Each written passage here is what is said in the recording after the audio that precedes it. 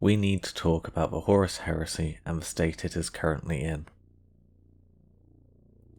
This video is recorded before Warhammer Fest 2023, and I hope whatever I say in this is going to be made null and void, but I think it is important to cover this to capture the state the Horus Heresy is currently in.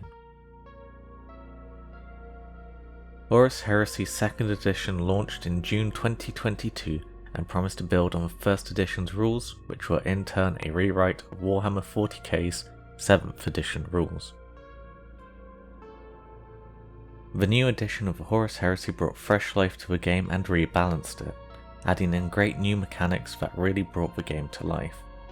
The reaction mechanics are probably my favourite thing added to the game by any new edition, and work incredibly well to create an immersive narrative feel to the game, with the predictable storytelling style of I did this, then he did that, occasionally broken up by the and suddenly this happened, which keeps a story gripping and exciting. Overall, the game itself is what I would consider to be the best 40k has ever been.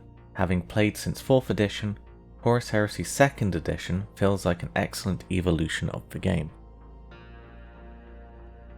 This, paired with an incredible starter box which can be built to be a good 2000 points army with all the components you need to make an excellent core to your army, made for the perfect storm for the success of the game.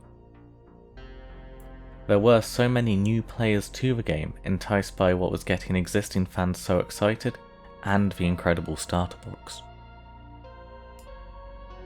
Everyone who got into the game was saying similar things, how much they enjoyed the game, how immersive it feels, and how once they actually played the game, the rules made a lot of sense.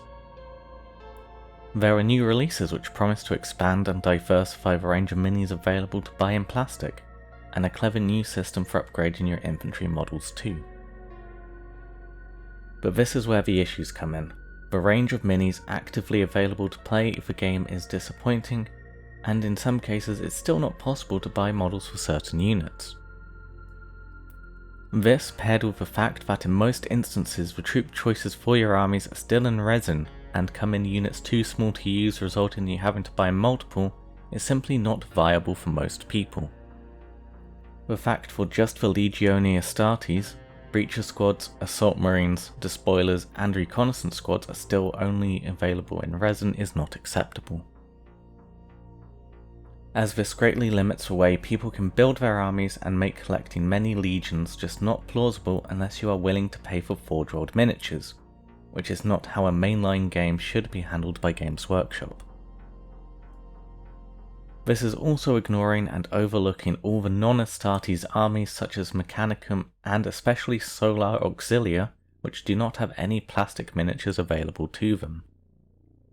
This has been incredibly frustrating for those eager to play the game and has fed fuel to those who seem to love to go out of their way to dismiss and spit on things other people enjoy, as the weekly releases for Horus Heresy have frankly been laughable.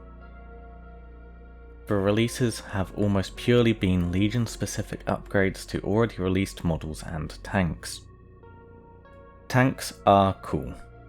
Anyone who knows me knows I love tanks, but they are just not something you field in great numbers in games of Horus Heresy outside of troop transports, because the game is somewhat realistic.